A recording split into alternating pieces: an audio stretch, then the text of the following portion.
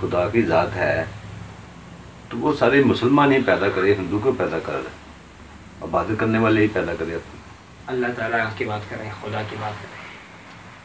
اللہ تعالیٰ کی مرضی ہے نا، وہ اگر چاہے وہ سب لوگوں کو نیک پیدا کر لیتا، پر کر سکتا تھا.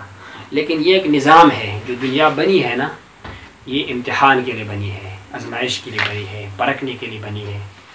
اور نیک لوگ بھی ہے اس میں، برے لوگ بھی ہیں. اللہ نے اپنی صفات کا اظہار فرمایا اور اپنے آپ کو پہچاننے کے لیے اللہ تعالیٰ نے پہچان کروانے کے لیے، اس کو تو خیر حاجت نہیں تھی، لیکن ہمارے فائدے کے لیے مخلوق انہوں نے پیدا فرمائی. تو نیک لوگ جو ہے صالحین ایمان والے وہ کامیاب لوگوں میں ہیں، برے لوگ نہ ماننے والے نقصان میں ہیں. تو باقی اللہ تعالیٰ کی مشیت ہے.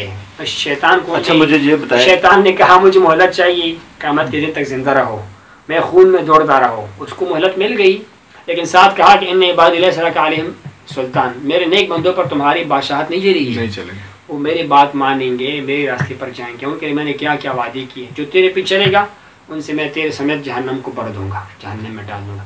اس کی مرضی ہے، وہ خالق ہے، وہ مختار کل ہے، وہ صاحب ارادہ ہے، مرید ذات ہے، ارادہ فرمانے والا ذات ہے، اس کی مشیت ہے.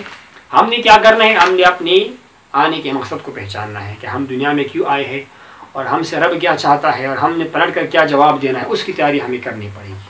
باقی وہ مالک ہے، خالق ہے، اور عقل اور سائنس کی سوالات اپنی جگہ پر رہیں گے، لیکن ایگزیکٹلی ہم نے خود اپنا جواب دینا ہے تو ہم اپنے جواب کے لیے تیاری کرنی پڑے گی، کرنی چاہیے. جی